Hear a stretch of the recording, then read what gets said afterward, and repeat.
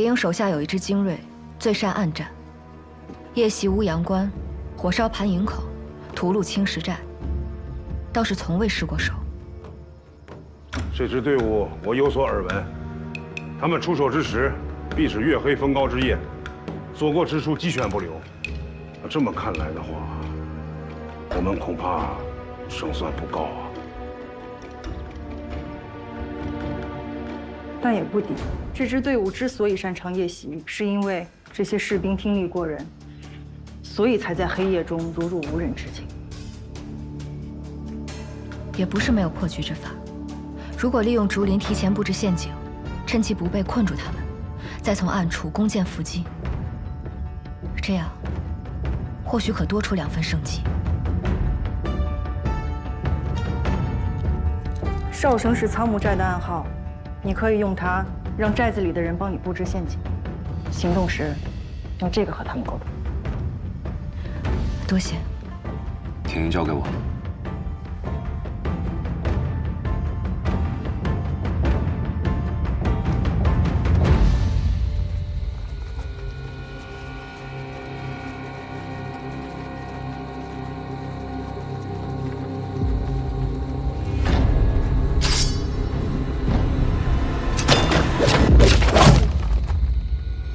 雕虫小技。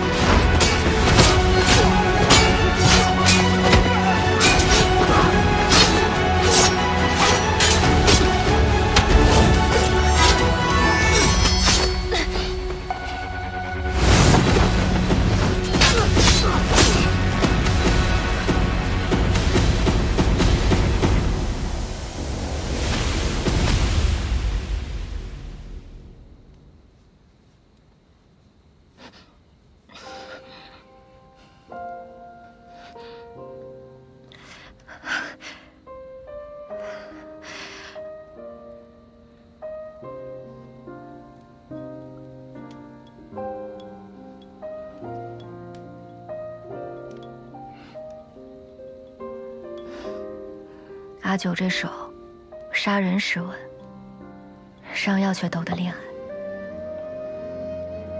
我没有活好你，不必在意。我很在意。以前是军令，可现在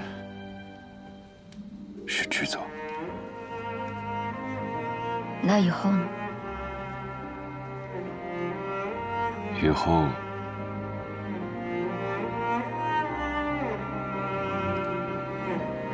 再说。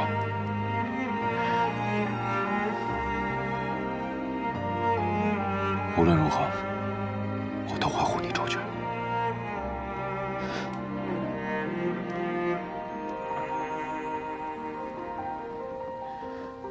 铁鹰退走，你爹那里安全？多谢婶子。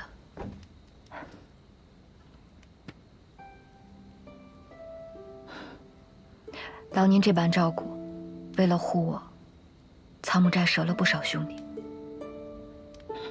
这等大恩，楚昭无以为报。仓木寨经营下护你周全，自当说到做到。铁鹰虽退，但萧南郡势必会增派兵马。你们尽早离开吧。且慢，这是我阿爹给我的玉佩，待此番事了，我回到楚都。苍木寨可凭此玉佩向我讨封。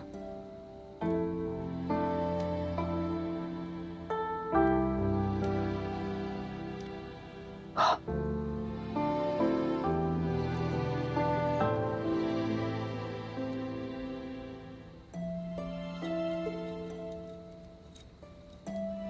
真是块好玉。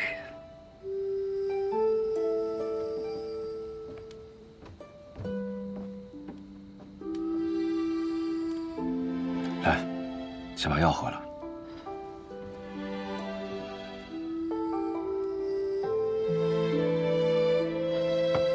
再来个这个。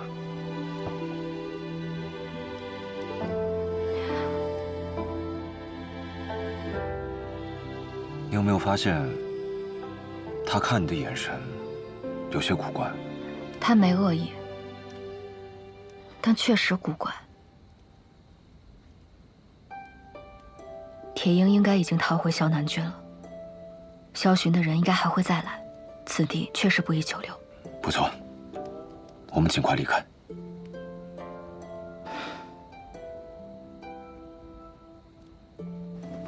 寨主，经此一战，我们折了3个兄弟，还有7人重伤，毁了东面3处陷阱，需要重新布置。先将兄弟们好好安置吧。是，我这就去办。走。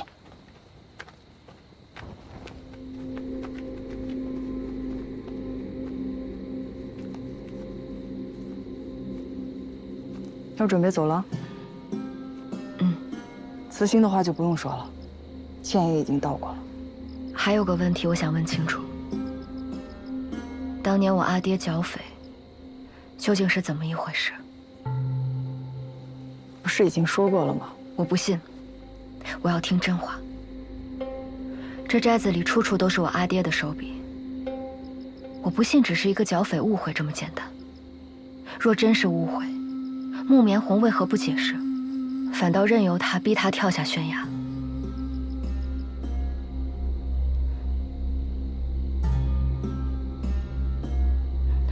若你们不肯说，我找我阿爹问清楚也是一样。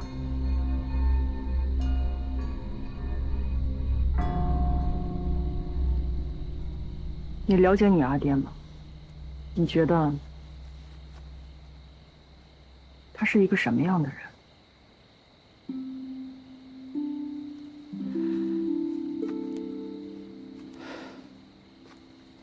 阿爹，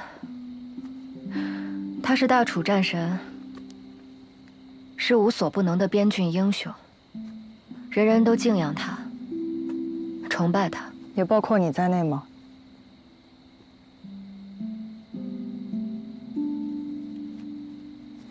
你喜欢这样的阿爹吗？不喜欢。为何？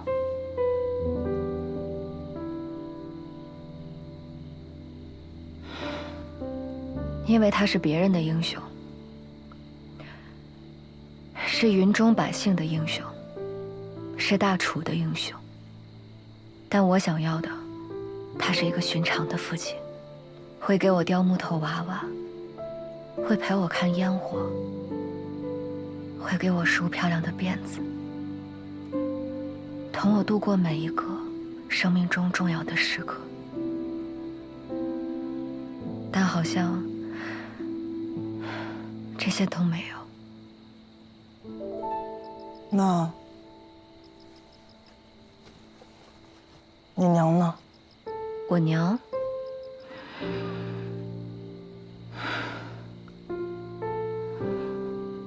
我娘应该很好吧？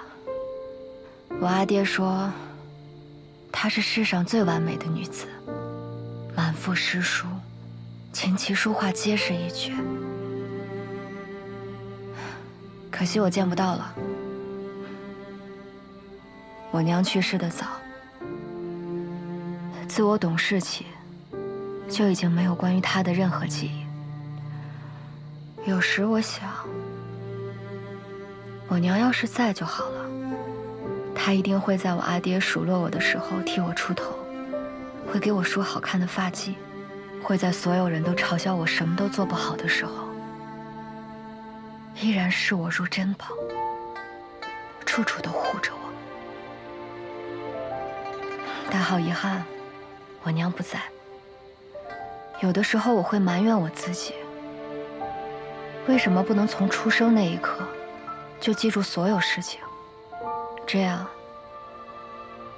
我就能知道我娘长什么模样。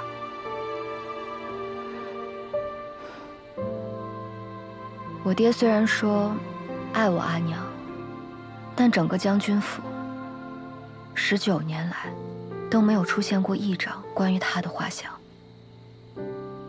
那你想象中，你阿娘长什么样啊？我阿爹说她是楚都贵女，她一定是个眉如远黛、眸若秋水、肌肤胜雪的女子。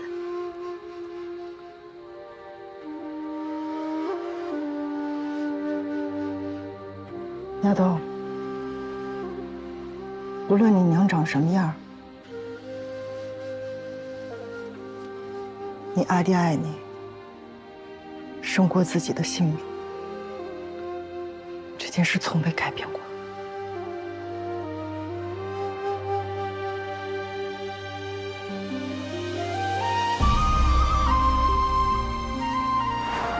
韩昭，我那么聪明，怎会不知你的父亲愿意为了你那一封亲笔信放下戒心？没错，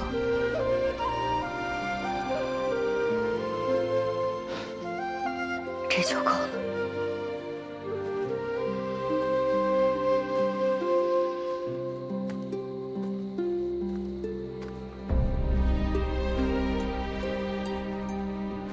你娘也一样。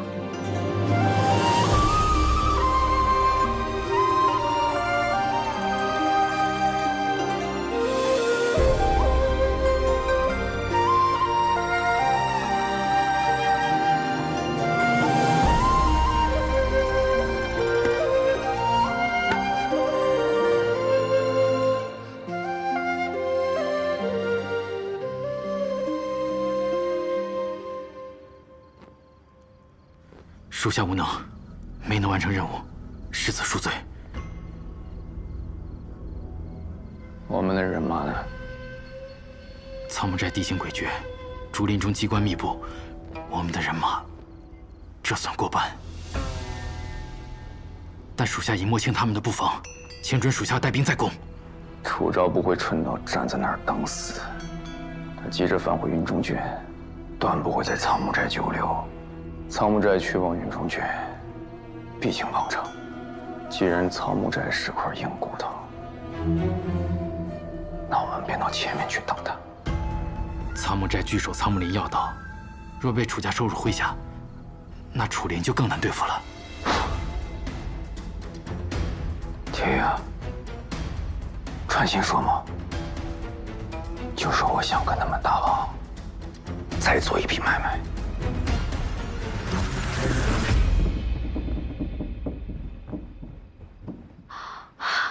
恭喜陛下又赢了一局。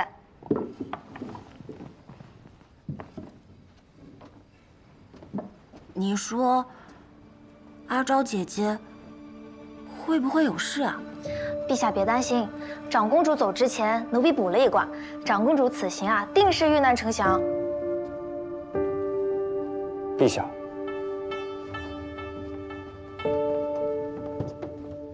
三舅舅，你这么晚来，是不是姐姐和舅舅出了什么事？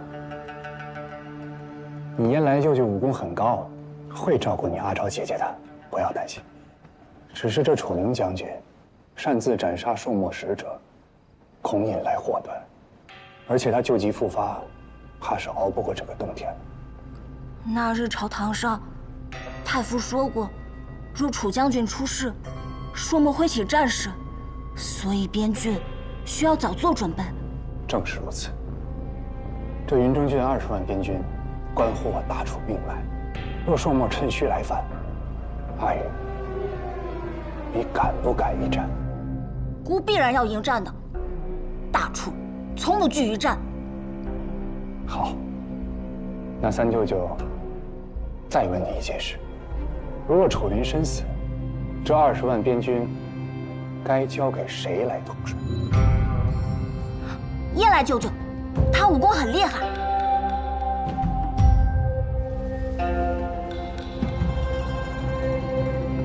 那陛下就先准备好诏书，也好早做打算。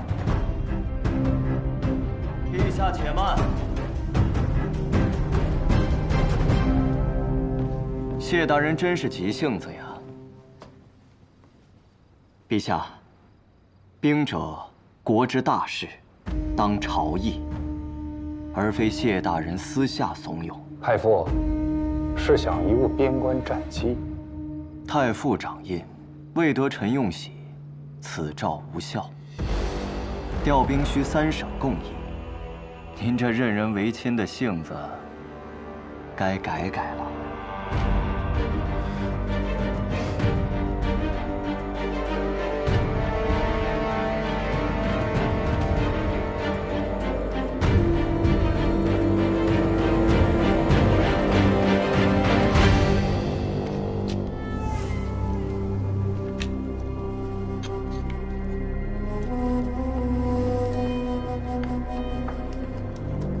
萧巡传信，楚林病势沉重，大楚朝堂已乱。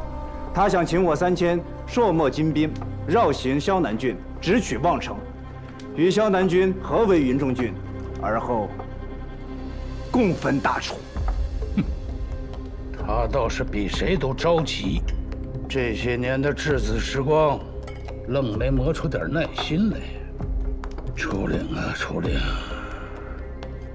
咱们俩缠斗足足20年，你舍命相守的大楚，早就被蛀空了。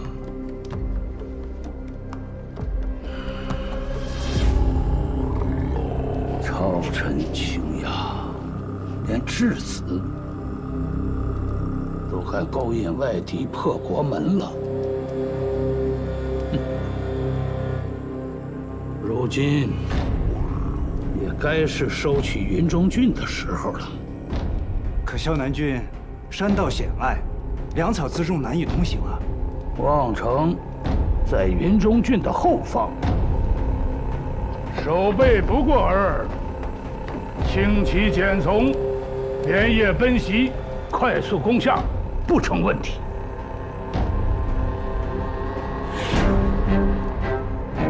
去，告诉萧巡，本王在望城等他。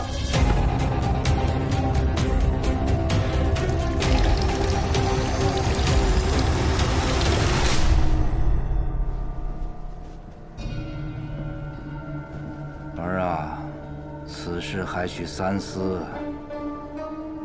朔漠王他狼子野心，与他合作无异于与虎谋皮。这么多年来，他处处试探，为父始终没有答应与他合作，就是怕多生事端。你能保证朔漠人进了萧南，事事能够尽在掌握？如果没有万全之策，不妨再等等。儿子明白父亲的不幸，只是有些事情不是忍耐就可以解决的。儿子不想再重蹈覆辙。武林病重，眼下是最好的时机，借朔漠的刀，祭我们萧南的旗。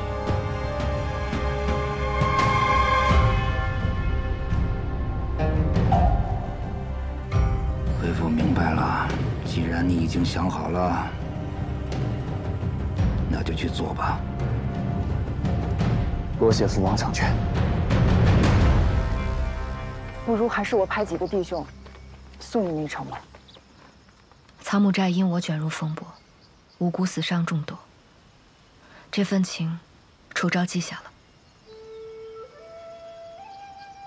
诸位倾囊相助，有何所求，直说无妨。嗨，我们有啥可图你的？望长公主顺利回到楚都啊！到时候别忘了兄弟们，随便给点赏赐就行。一定。那块玉，烦请替我保管好。当然，苍木岭往望城虽距离不远，但难保不会有萧南郡的死士追击。这山下每隔半日，就有望城士兵巡哨，你们要多加小心。多谢婶子提醒，我们自有办法。那就好。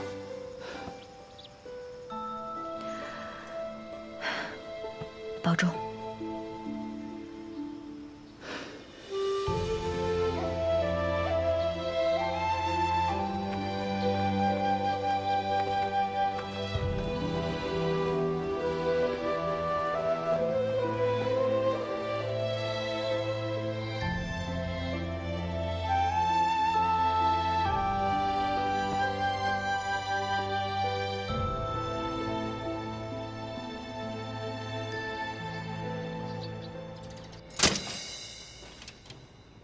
这调动的名册是你下发的吧？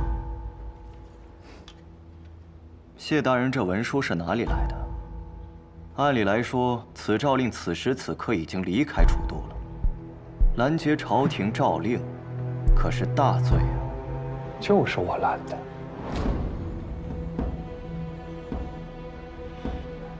你这是什么意思啊？意思是，我不同意，他就发不出去。谢大人，这是自视身份了，本官不能将你问罪吗？太傅当然能，可我劝你不要这样做。咱俩两败俱伤，大楚危矣。你既然知道，怎么不劝劝你自己呢？你谢艳芳不怕大楚危矣，我邓毅就怕。许你半夜去找陛下循循善诱，我就不能为陛下分忧了？太傅自然是不怕的，像您这般分忧，何尝不是越俎代庖？没有陛下裁定，竟敢自己下发诏令，莫非这大楚的皇位，你也想分忧，替陛下做一做？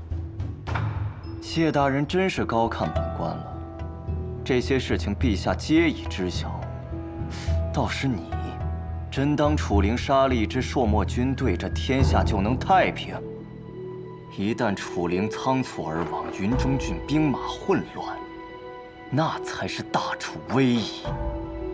别人不知道，你我都知道，云中郡陷入混乱，萧南王会怎么样？萧南王会怎么样？太傅不该最清楚吗？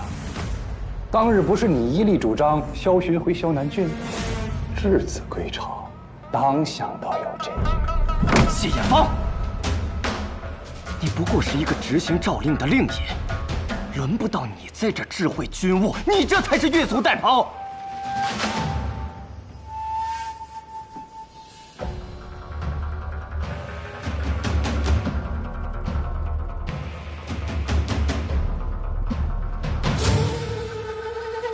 长公主令在此，本官代长公主行使否决权。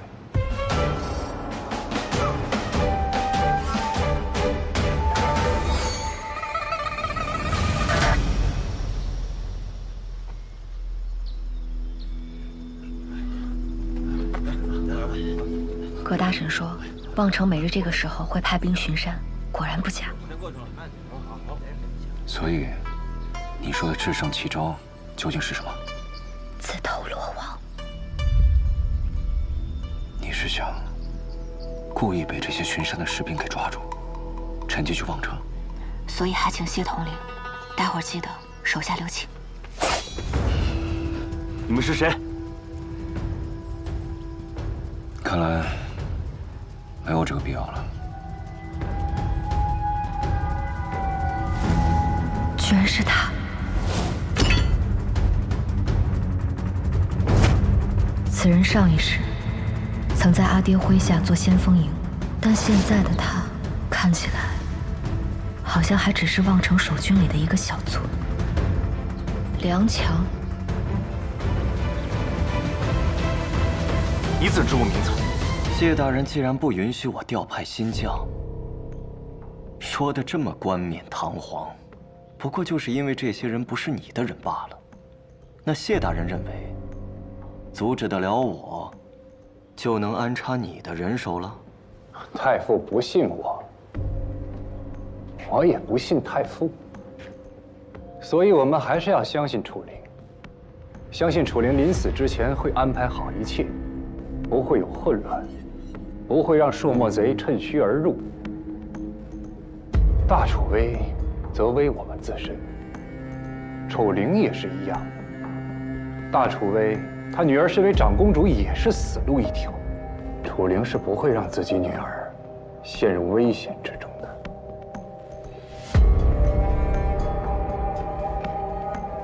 好，既然不能调动将官到云中郡，但谢大人，你家私养的那些兵马，也不要踏足云中郡。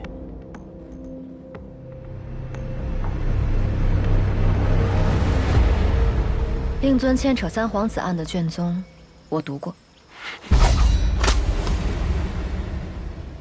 你究竟是谁？三皇子伏诛，旧部尽数被贬黜，梁家自此没落。梁公子沦为巡山小卒，难道就甘心在这荒郊野岭了此一生？你究竟是谁？来帮你的人。我们不过是从苍木寨逃出来的山匪。梁公子在此巡逻，路遇山匪，将我们押回去。可是大功一件，我们不过是想弃暗投明，梁公子莫要多心。你只需权衡一下，这功劳，你要还是不要？到了望城，你们若敢耍花样，我随时取你们性命。公子既肯收下这份功劳，我们自然守规矩。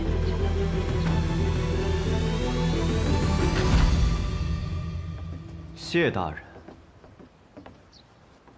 你家那位九弟，打算把长公主拐到哪里去啊？他们两个受罚的受罚，养病的养病，何来拐带一说？那本官提醒你一句：挟天子可以令诸侯，可这挟长公主啊，只能令一个楚灵。而且得不偿失，你应该很清楚。那太傅也应该清楚，楚昭不能死，他必须得活着。只有他活着，朝堂才不会再起谋逆之乱，你我这盘棋才能继续下去，不是？如此，就希望你家那位九弟能不负众望，保住长公主的性命啊！这是自然。不过太傅有句话说错了，不是我家九弟拐了长公主，而是长公主拐走了我家九弟。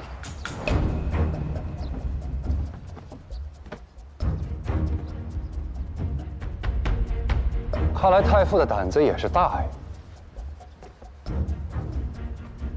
亲赐的棺材也敢挪。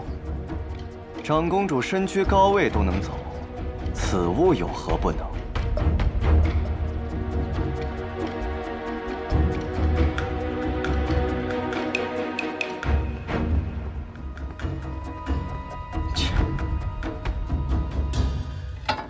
好厉害！我也来，我也来。哎呀！齐娘子，阿桃娘子。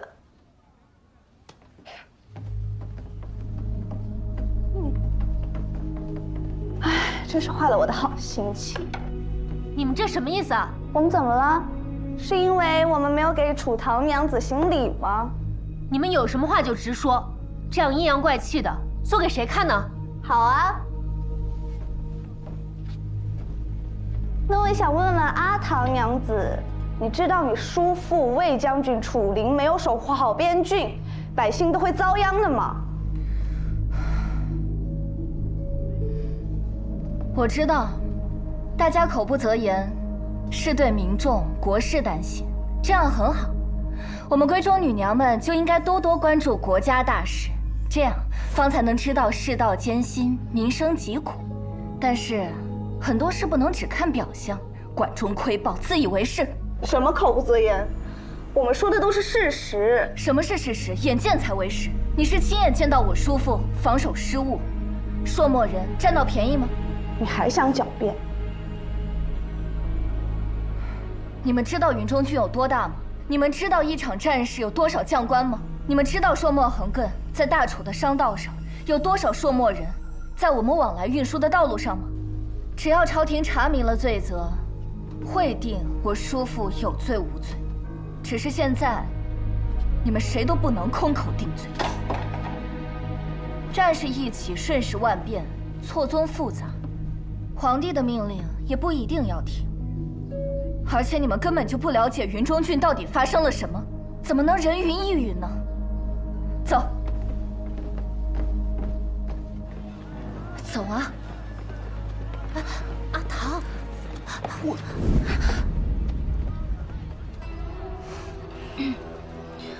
对不住。楚小姐看起来兴致倒是不错。楚家如今风雨飘摇，还能喝得下茶去。你要是想来看笑话，里边请，说书先生那儿更热闹。阿唐，怎可如此对太傅无礼啊？太傅想看戏，我便介绍他去戏园子，怎就无礼了？难不成我们姓楚的这就给定了罪，一句话都说不得吗？当然说的。阿唐娘子直言不讳，令人钦佩。即便你叔父真的不幸获罪，还有一个长公主为你撑腰啊。太傅说的在理，告辞。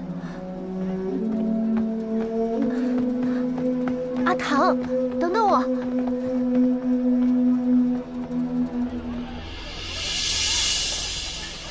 完了，我这方才都说了些什么呀？对呀，后怕了吧？你刚才不还挺威风的吗？行了，你就别笑话我了。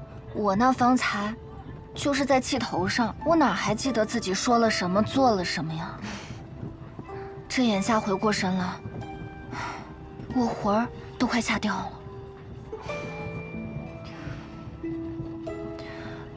不过事已至此，我说便说了，谁又能拿我怎么样？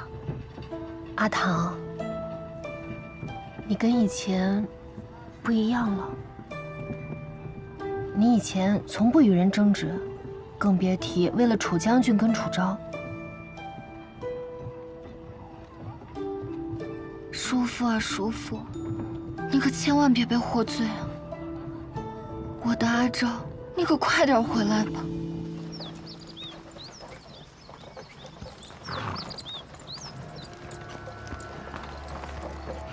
你这伤都还没好全，就敢这般折腾？我有分寸。此人真的可信吗？梁强就算官职再小，那也是正经官兵。萧巡的私兵不会主动招惹和查看，这样，我们就顺利躲过了萧巡的眼线。而且，现在还能坐马车啊！虽然没有软垫高枕，但至少不用自己跋山涉水啊，多好，一举两得。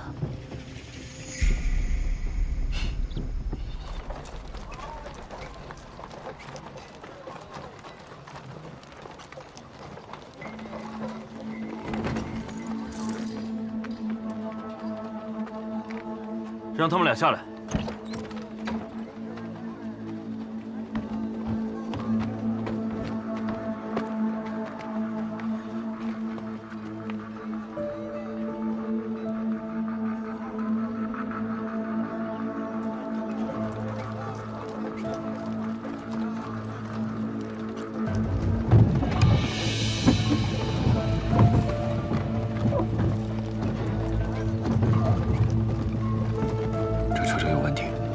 这像是往城里运稻草的车。车上的稻草捆绑松散，一般捆绑松散的马车，重载不会超过300-500斤。可这车辙却深于半指，至少得有800斤。车上还有别的东西？看这车辙的痕迹，今日进城的车不会少于10辆。有人如此大费周章，想对望城下手。望城是边陲重镇，倘若望城失守了，那云中郡便会被硕墨前后夹击。是萧巡派人乔装入城，可是不管是藏人还是藏武器，那守城士兵怎会不查？边关军令第10条，凡是持有军需令牌者，所运的物资一律免检。以萧巡的身份弄几块这样的令牌，易如反掌。随我进城，你们先回去。跟上。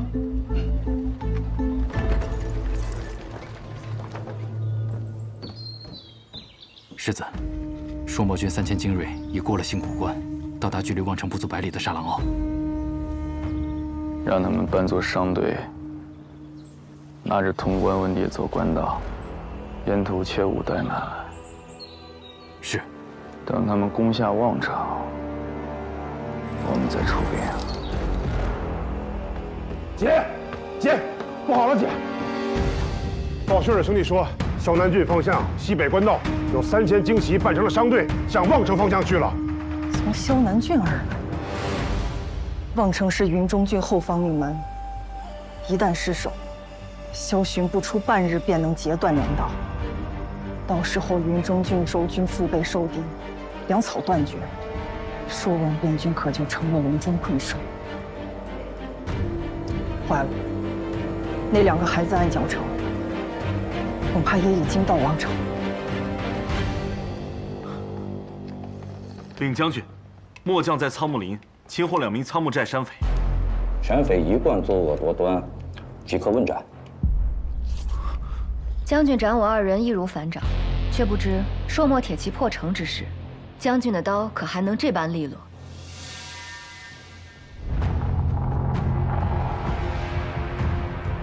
你好大的胆子，居然在这儿妖言惑众！若我们真是山匪，何必自投罗网？今日进城，发现有人掩饰身份入城，运草车队车辙印深于半指，分明是藏了武器。你现在应该不是想怎么斩我，而是应该立刻派人关城门，搜查城内，加强守备。住手！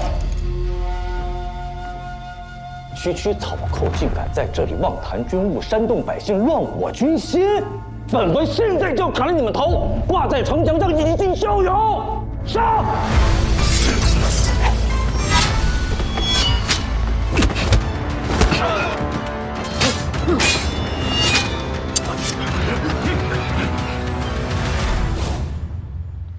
好一个智胜奇招啊！没死在萧巡的刀下，却要死在自己人的刀下了。你说错了，我的自己人从始至终都只有你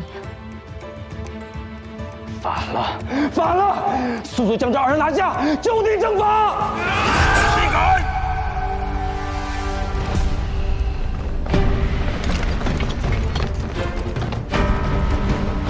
魏将军麾下副将钟长荣特迎长公主尊驾。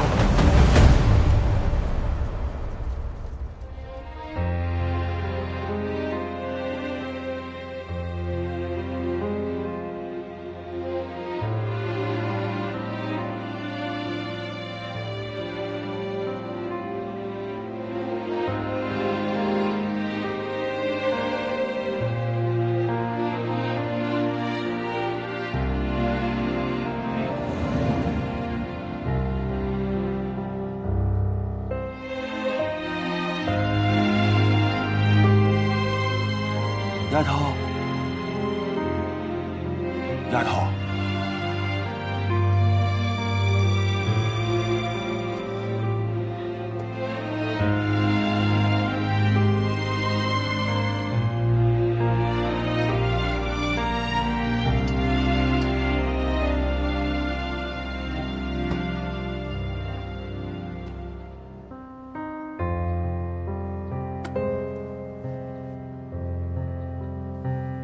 丫头，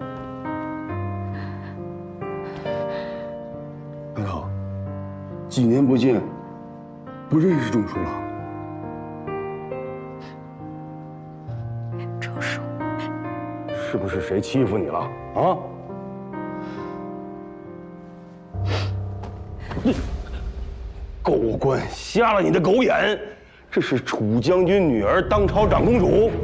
你刚才说要把谁就地正法来着？下官有眼无珠，求殿下开恩。末将眼拙，冒犯了长公主殿下，还望殿下恕罪。不知者无罪。当务之急是关城门，做好守备，查明混入城中的朔漠人和武器。末将誓死守城。赵大人，你的乌纱帽先系你头上。若望城城破，他会和你的人头一起落地。下官誓与望城共存亡。赶紧滚下去吧，下去办事。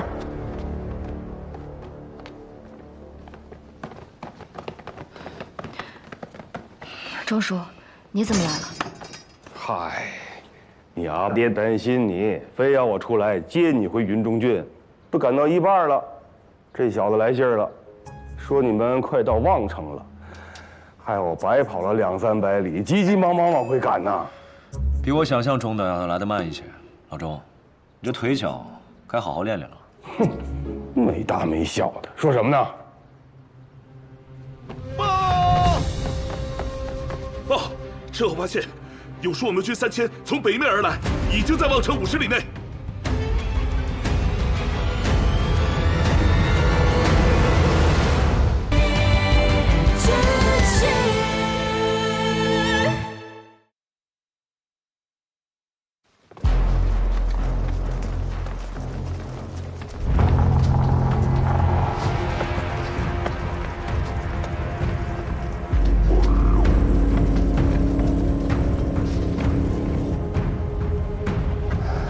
早有准备，这是要瓮中捉鳖呀！报！朔漠民北门陈兵1500，东西南3处城门各陈兵500。哎呦，不多，这还不多啊！望城屯兵只有500，怎能打得过这3000朔漠精军呢？仗还没打，说什么丧气话？你当老子带的300楚家军是吃干饭的？你们望城躲在云中郡背后过惯了舒服日子，你们防备如此疏忽啊！800也打不过3000，放屁！800楚家军能干翻他3000，你要是再扰乱军心，信不信我拿你第一根鸡群？3000兵马入境，为何没有走漏一点风声？除了萧巡，还能有谁？这是打开自家后院，引狼入室。既然他们在东西南门各占兵500，那只要我们集中兵力从南门突围，就有机会护送长公主出去。对呀，阿昭，你此刻走，我们断后，我拼了命也能把你送出城去。不能走。我们不能让望城百姓沦为朔漠的刀下亡魂，更不能让萧巡的计谋得逞。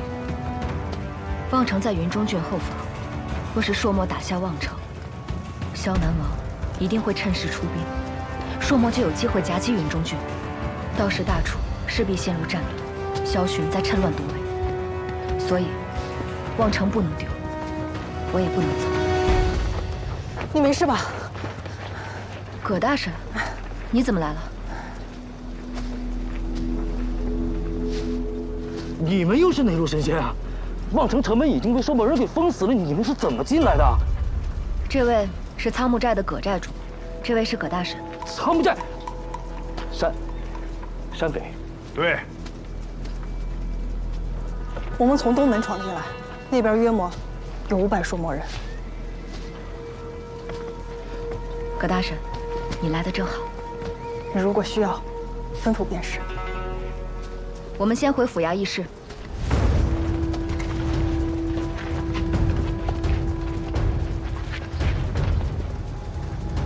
你跟那丫头只字未提。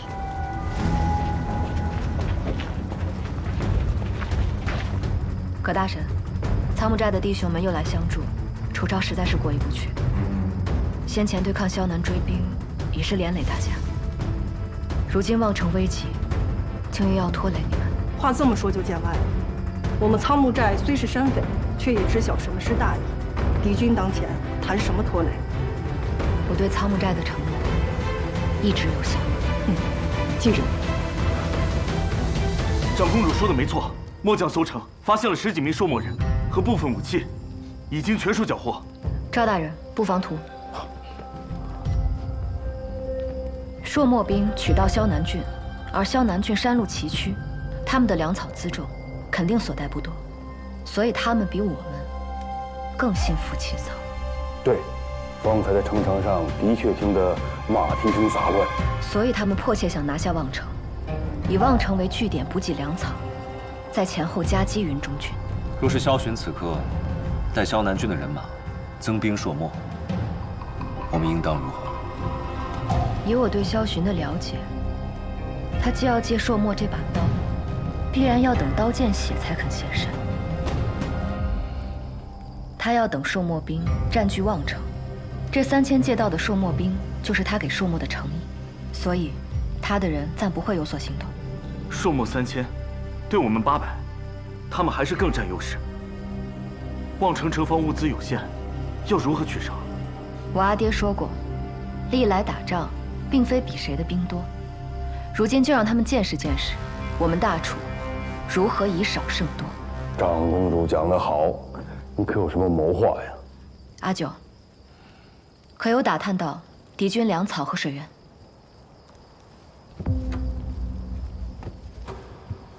在望城东侧有一条小溪，乃是朔漠人的水源；这望城西侧乃是朔漠人的粮草，而且只有明哨。赵大人，水路上游可有支脉、隘口等水脉地势？你要断掉他们水源？城外5里处有条水道，每到旱季便会干涸。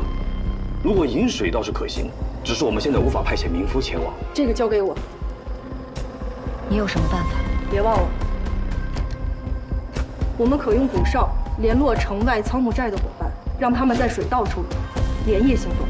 那就劳烦葛大婶安排。你刚说西门有暗道，暗道通往此处，只不过是先帝年间修的，早已废弃了。阿九，你方才说粮草在西侧，对吧？不错。那即便是废弃暗道，也能为我所用。赵大人，传令下去，全城百姓庇护，严禁与城外来往。是。另外，将守城物资和粮草全部调往城南。北门敌军最多，你反倒把城防物资往南门堆啊？调虎离山。不错。这城门都封闭了，你拿什么传递信息，引朔漠人攻打南门呢？朔漠3000兵马围城，必定料定城内人心浮动。若此时有人携城防图投诚，你们说他们会不会信？他们急于破城，当然如饿狼见肉。我这贪生怕死之态，我骗不过朔漠人啊！我去。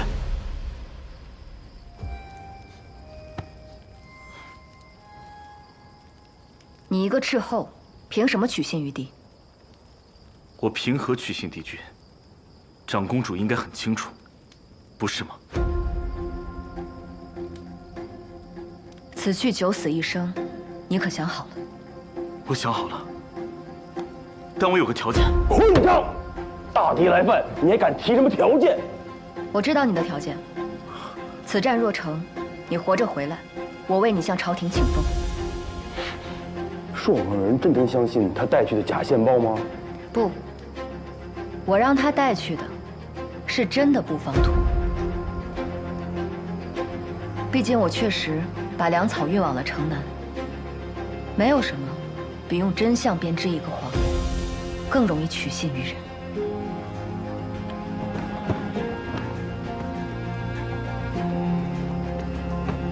葛大婶，你先去联系城外。朔漠人确认了梁强带去的城防图后，必会增兵南门。此时西门守备减少。阿九、葛寨主，你们趁夜从城西暗道出城，火烧敌军粮草，乱其军心。中书、葛大婶，你们火起为号，待敌军大乱，率800精兵从北门出城冲阵，一举击溃朔漠主营，再逐一击溃四散队伍。得令。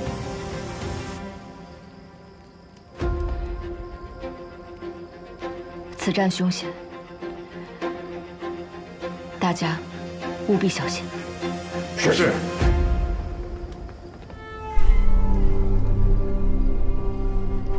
大帅，可让东西两门率先发起进攻，而后我等率领主力一举攻破北门。报，在望城南门抓到一个奸细。将军，我特来献望城布防图。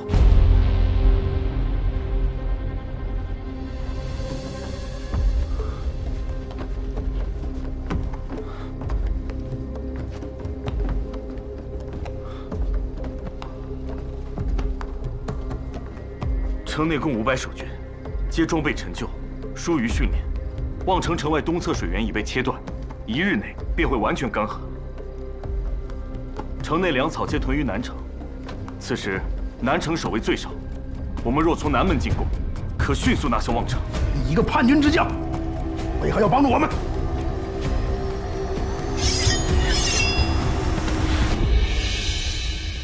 我粮食全族，皆因宫变，无辜惨遭流放，大楚皆视我为草芥，我又何必为他守节？那你所求何物啊？若顺利攻破望城，我愿助将军攻打云中郡，取楚灵儿代之。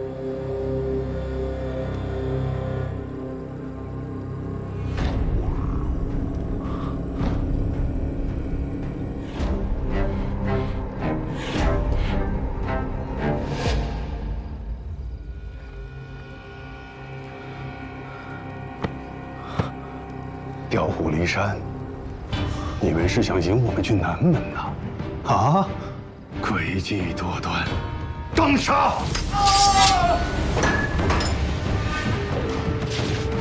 主帅，是我来报，望城粮草都运往南门集结。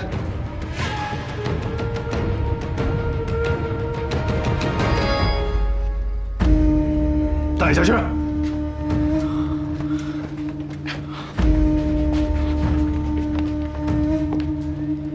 传令，东西驻军各调一半去南门，速速从南门破城。是。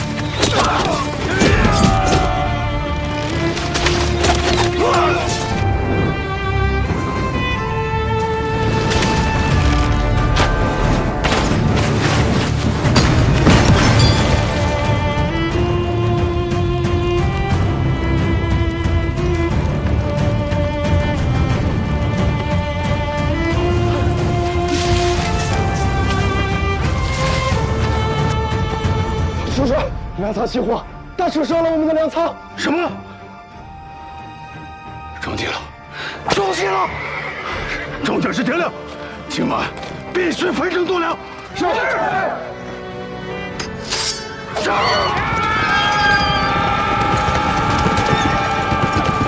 将士们，随我冲破朔漠大营！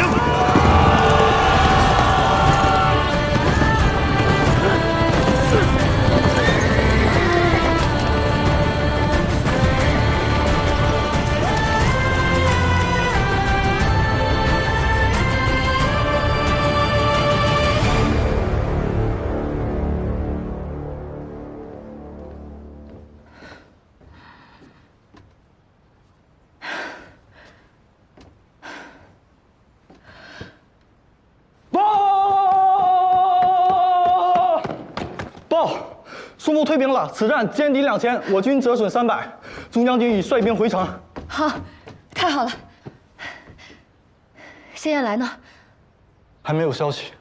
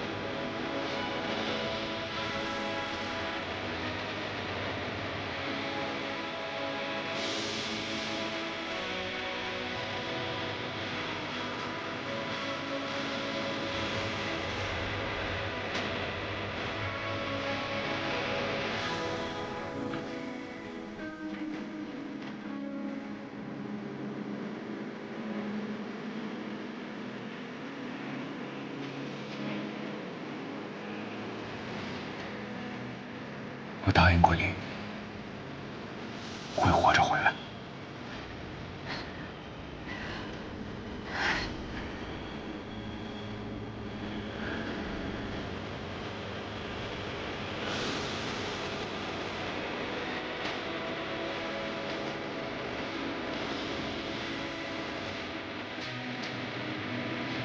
望城大捷，让公主大破数目贼寇。望城大捷，让公主大破数目贼寇。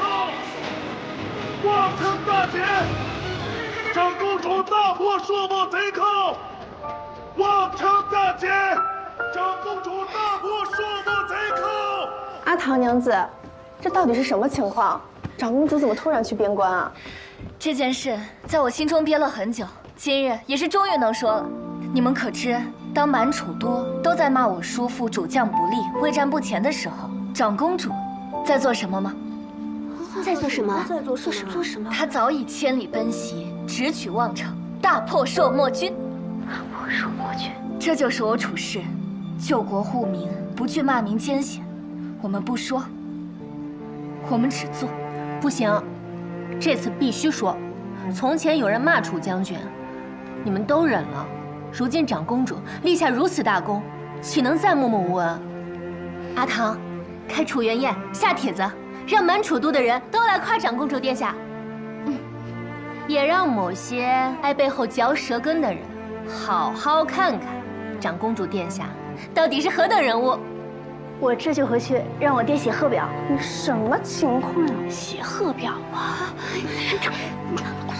写贺表是啊，快走。我的长公主，你不争虚名，但该你的荣耀，一分都少不了。陛下，今早有800里加急报长公主解望城之困，叫朔漠兵大捷。长公主称病不出，竟是擅离宫禁，还在边郡打仗，这简直荒唐！太傅与谢大人是辅臣，竟纵容至此，理应如何？诸位可别忘了，陛下就是长公主亲自御马杀敌救下的。但长公主私自调兵，视朝廷法度为何物？你身为监国，难道就这般纵容？纵容？本官倒是要问问诸位了，当初是谁在朝堂之上口口声声痛斥边关守将无能？又是谁日日上书要求增派援军？如今长公主解边郡之困，诸位反倒不乐意了。荒谬！大楚几时要靠女人带兵打仗的？如果大楚真的到了这种地步，臣等虽然老迈，也敢赴死一战。陛下刚刚登基，就是长公主亲手杀贼护甲，那自然也能亲赴边关守疆土。诸位大臣若是有心为国，大可以现在就出发赶赴边关，我与太傅绝不阻拦。你，诸位大人莫要生气，只是个建议罢了。诸位爱卿，请听孤一言。孤因为长公主救护，现存于乱世。长公主是魏将军楚灵之女，她虽然是个女子，但勇武善战，所以皇祖父将她封为镇国长公主，让她可以继续守护孤的安危。孤95之尊，坐镇皇城，不能亲赴边关，救国护民，所以孤才请长公主赴边关，为孤解忧。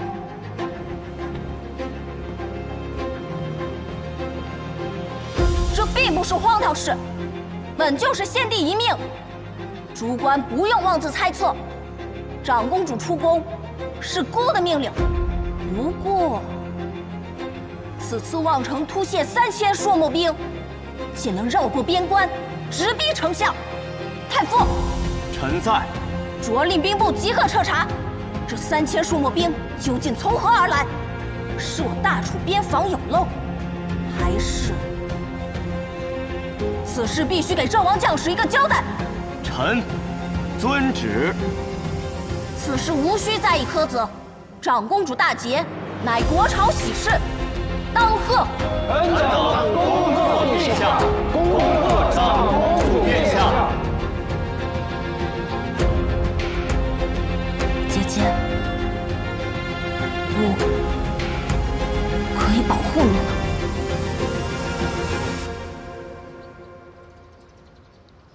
望城大捷，阿昭立了首功，这回定要在太傅大人面前扬眉吐气。话又说回来，上次我对他无礼，难保他心中不会记恨。阿昭说，此人虽奸猾，却十分孝顺，对他母亲示好，是拉拢他的最佳途径。阿唐娘子有何贵干？莫不是听闻长公主打了胜仗，要找本官炫耀一番？哪能呢？我是听闻老夫人近日咳嗽，我特地带来了川贝。我是听阿昭说的。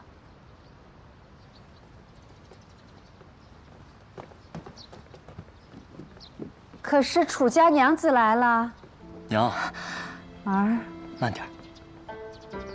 来，上次你托人送来的小米，我让人熬了粥，加上腌制的酱菜，真是家乡的味道。老夫人，我是楚……知道，楚昭。啊，哎，娘，楚家娘子3番5次的来送礼，你怎么连杯茶都不请呢？娘，这是楚唐，不是楚昭。老夫人，我是阿昭的姐姐，我叫楚唐。今日啊，特地来拜访您的。送老夫人回房喝药，快去。娘，我们回房喝药。好，楚家娘子都好。我是良机。好，好，娘子下次来玩啊！哎，楚家娘子都好，都好。老夫人，怕是有什么误会吧？我娘时不时会有些糊涂，抱歉。礼物既已送到，便不再叨扰太傅，告辞。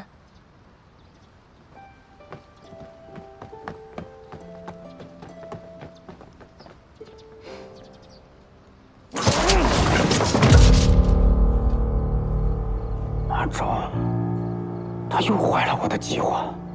此战过后，朔漠王那边战死2500余人，剩余残兵想要通过萧南郡返回朔漠。既然他们战败，那些朔漠残兵就不要回去了。世子的意思是，杀光所有残余，一个活口都不留。朝廷不是要查吗？那便让他们查个死无对证。若朔漠王知道是我们的人下的手，死人不会告密，溃兵也未必能活着逃回朔漠。就算有漏网之鱼，谁又能证明是我们动的手呢？是。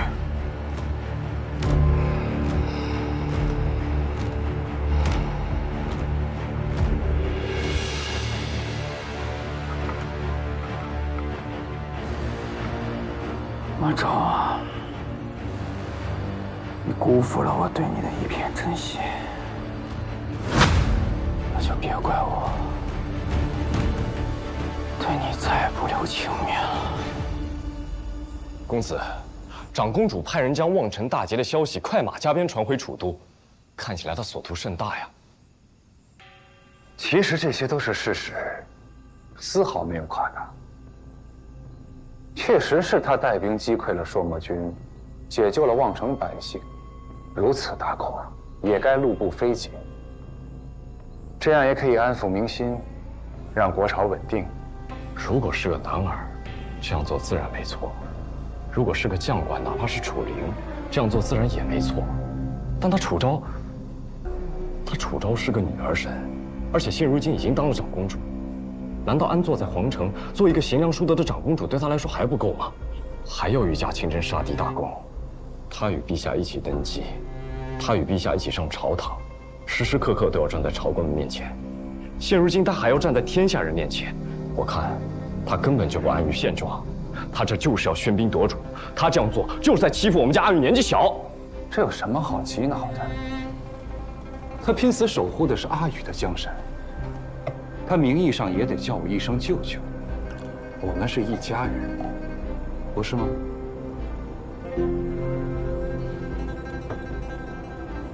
不过九弟说的对，他确实很聪明，比我想象的还聪明。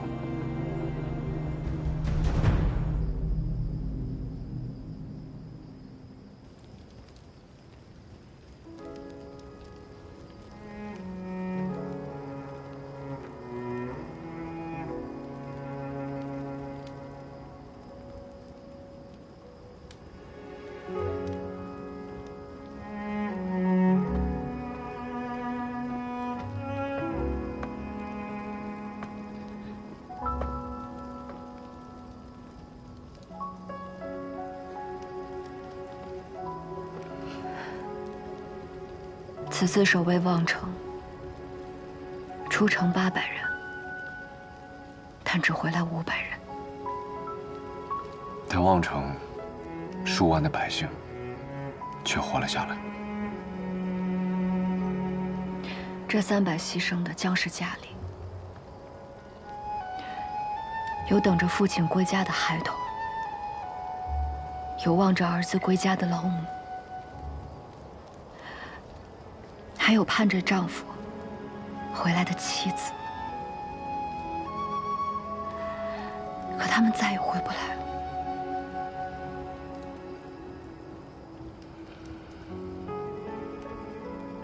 老头跟我说过，征战是为了让更多的人活下去。我以前也一心求死，是老头告诉了我让我活下去的意义。活着的人会有更好的明天，但他们会继承那些牺牲的战士，这就是他们牺牲的意义。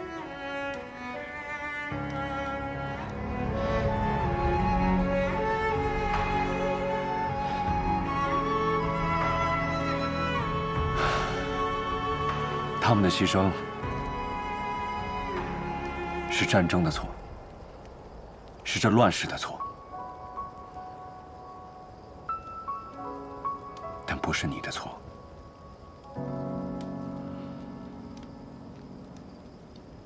阿昭，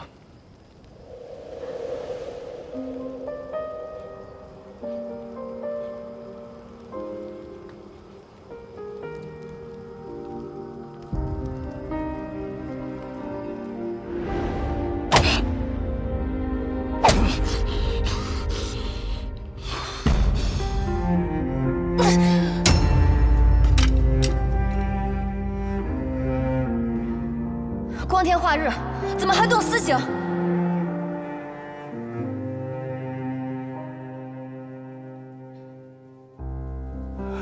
他们是在草菅人命。阿昭啊，听话啊！或许你不知道，这个名字对我来说意味着什么，但朝阳终会带走黑夜，而你拯救了我。当你离开以后，我一直循着你的方向去找你。当时我想，若是我活不了，要能死在你在的地方，也不错。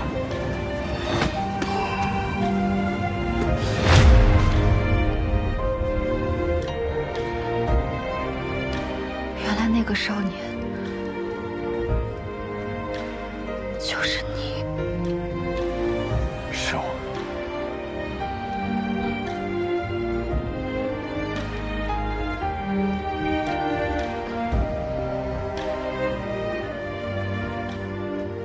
阿昭，是你亲手把我从地狱里活生生的给拽出来，是你让我有了活下去的意义。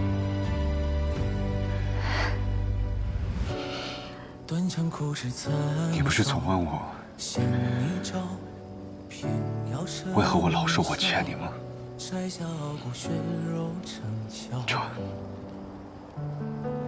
就是原因。风霜万里踏过，燃灯作孤岛，半生飘摇，只因天涯无处停靠。所以，星火在风起煎熬，烈焰中咆哮。从今以后，我这条命只归你。也不想深敢低头，求饶。总是有风渺渺，我自桀骜，浮游欲渡沧海，不问今朝，不问结局，我已信我道。无需路遥，流萤生于浮草，也要燃烧，指尖冲破天光一道，让这满身伤痕成为我心的骄傲。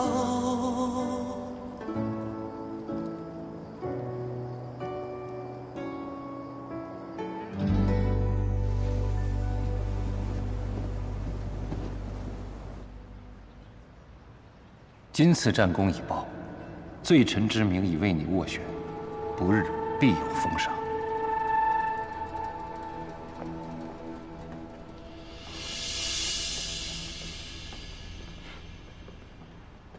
城外如何？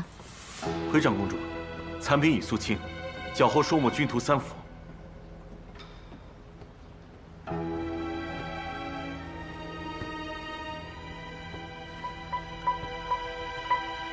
望城一战，你功不可没。钟将军已调我入先锋营，末将感激。魏家村，这标记是何意？末将不知，但朔漠斥候既有此标记，想来这村子应该有些作用。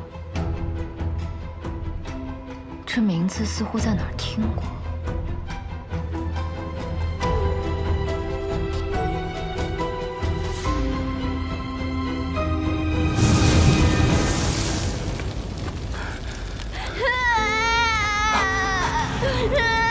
来救救我们！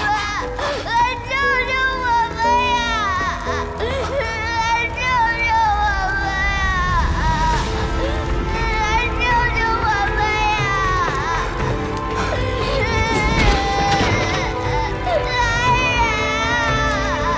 来救救我们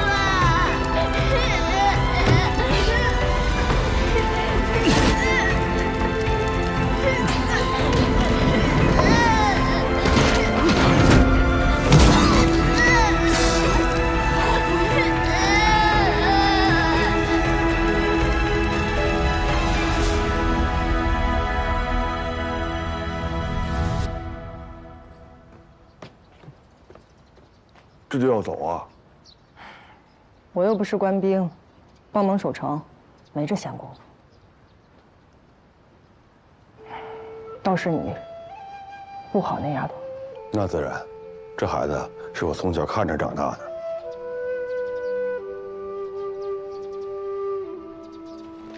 她还好吗？活着。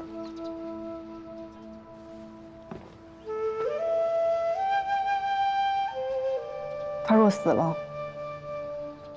差人通知我。您要走了吗？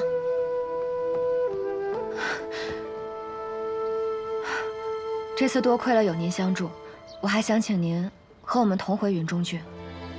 不了，离开寨子太久了，该回去了。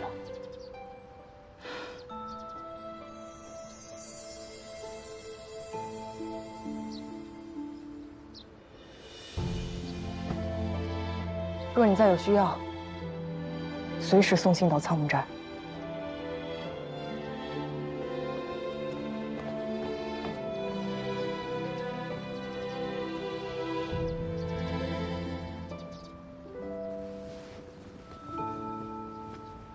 现在上面命令还没下来，也不知道这次能不能答应。哎，要我说呀，咱们这次主要也得看报。沈小姐传过来，是。你说望城此战，这3000数墨兵到底从何而来？只能寄希望于是让国民前来阻止。难道是对大主编这么没信心吗？还是去找公主？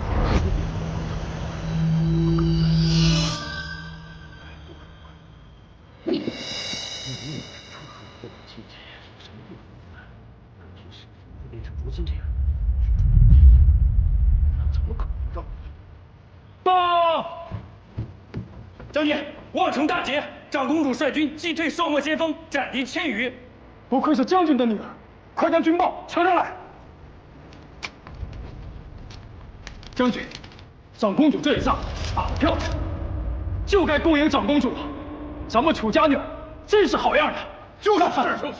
将军，长公主亲临文中郡，是振奋军心的好事。末将现在就去点旗仪仗。没错。不必。这次回云中郡的不是长公主，是我的女儿阿昭。末将愿率亲骑接阿昭娘子回云中。云中郡的路他比你们熟，你们都回去休整吧，别耽搁了大事。我下去吧。是。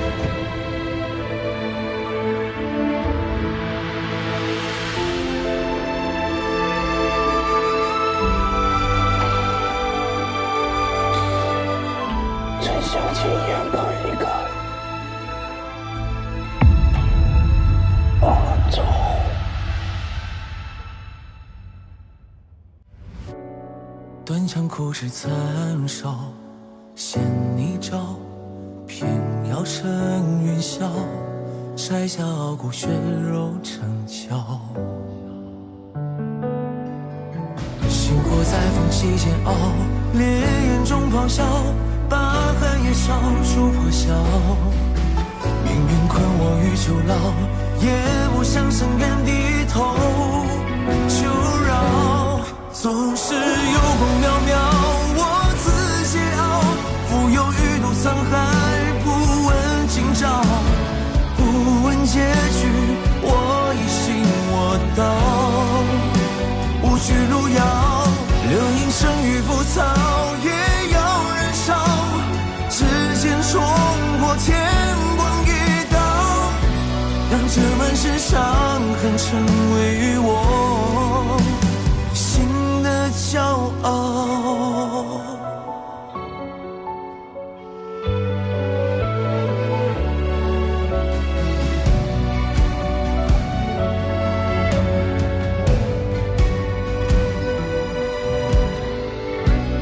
宫阙九重暗角，只为与人笑，纷纷扰扰，人间惊鸿把你照照。星火在风息煎熬，烈焰中咆哮，把寒夜烧出破晓。命运困我于囚牢，也不想深愿低头求饶。总是有光渺渺，我自桀骜，浮游欲渡沧海，不问今朝，不问结局，我已信我道。无去路遥，流萤生于浮草，也要燃烧，指尖冲破天光一刀，让这满身伤痕成